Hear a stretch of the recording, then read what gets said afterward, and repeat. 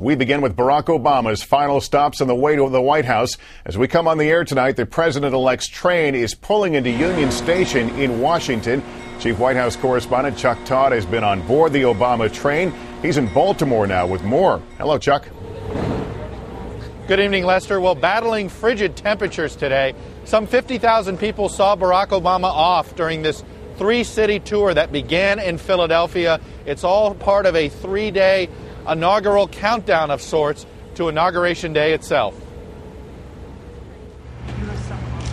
In a vintage railroad car, President-elect Barack Obama rolled out of Philadelphia today, embarking on a whistle-stop train tour full of symbolism.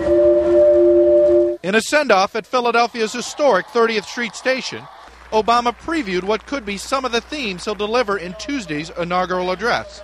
Only a handful of times in our history has a generation been confronted with challenges so vast. An economy that's faltering. Two wars. One that needs to be ended responsibly, one that needs to be waged wisely. And he invoked the Founding Fathers. What's required is a new Declaration of Independence. Not just in our nation, but in our own lives. Obama, accompanied by his wife Michelle and his daughters Malia and Sasha, were all smiles as they boarded their Georgia 300 caboose for their day-long trek to the nation's capital. Okay, let's go.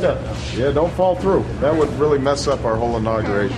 Also in the 10-car train, a slew of invited guests, campaign supporters and voters he met on his two-year journey to the presidency. Today's 137-mile journey from Philadelphia to Washington was full of symbolism.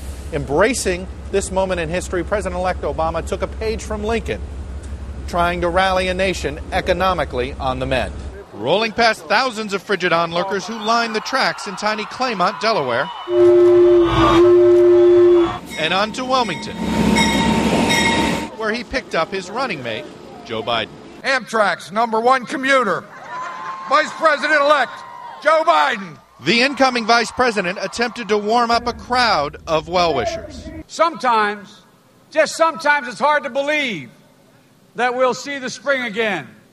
But I tell you, spring is on the way. The president-elect struck a different tone from his earlier speech, sounding like candidate Obama. And we will fight for you every single day that we're in Washington, because Joe and I are committed to leading a government that is accountable. It was also a momentous day for Michelle Obama, who was serenaded by the crowd in celebration of her 45th birthday. And in Baltimore, the biggest crowd of the day greeted the incoming president. Yours are the voices I'll carry with me every day in the White House.